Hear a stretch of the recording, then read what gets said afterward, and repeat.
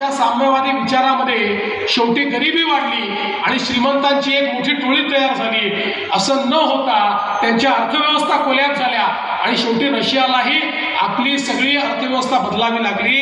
पण गरीबाला गरिबीतनं बाहेर काढून आणि गरिबांकडच्या योजनांमध्ये गुंतवणूक करून भारत जगातली 11वी सगळ्यात मोठी अर्थव्यवस्था होता, त्याच्यावरनं आता भारत जगातली 4थी सगळ्यात मोठी अर्थव्यवस्था झाला आणि लवकरच जगातली 3री अर्थव्यवस्था होतोय।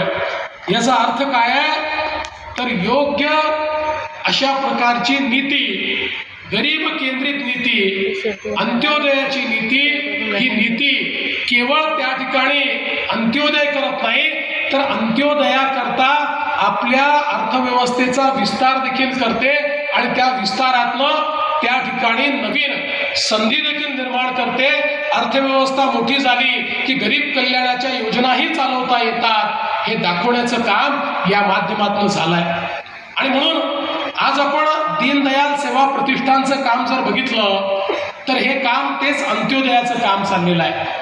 आज आमच्या सामान्य शेतकऱ्याला जो त्या ठिकाणी आत्महत्येने ग्रसित झाला अशा शेतकऱ्यांच्या एकीकडे आमच्या बहिणींना तर मदत करण्याचा प्रकल्प हातात घेतला, पण दीनदयाल प्रतिष्ठानच्या लक्षात आलं की जोपर्यंत आम्ही मुळाशी जात नाही तोपर्यंत या प्रश्नातनं आमची सुटका होत नाही।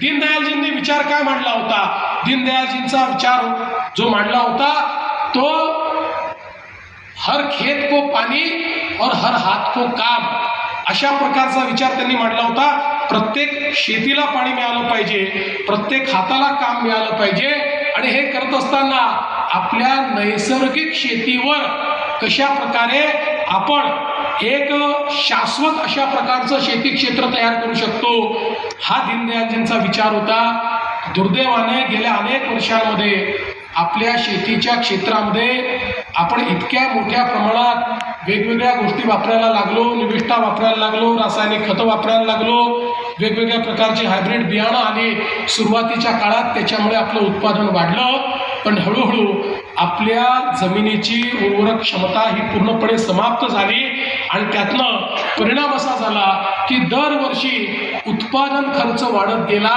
उत्पादकता मात्र तेवढीच राहिली आणि परिणाम असा झाला की शेती परवडणारी राहिली नाही, शेतीमध्ये अडचणी निर्माण झाल्या, शेतकरी हवालदिल झाला आणि त्यातनं मोठ्या प्रमाणात शेती ही परवडणारी नाही, ती छोटी छोटी झाली, त्याचं होल्डिंग छोटं झालं आणि आमचा शेतकरी अडचणीत आला।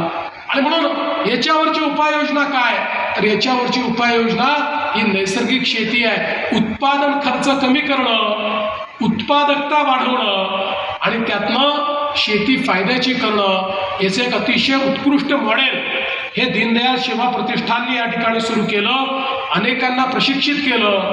आपल्याला कल्पना आहे की मागच्या काळामध्ये आपण कॅश क्रॉपवर गेल्यामुळे हळूहळू आपलं गोधन संपलं, आपलं गोधन संपल्यामुळे नैसर्गिक जी काही आपण खतं तयार करायचो त्याची आपली क्षमता संपली, ती सगळी क्षमता परत आणत या ठिकाणी जीवामृत असेल किंवा तत्सम अशा प्रकारची मिश्रणं तयार करून आपल्या जमिनीची जी उर्वर आहे, जी क्षमता आहे, ती क्षमता वाढवायची। त्यातनं आपल्यावर जो काही त्या ठिकाणी कीटकनाशकांचा खर्च आहे तोही कमी करायचा, खतांचा खर्च आहे तोही कमी करायचा।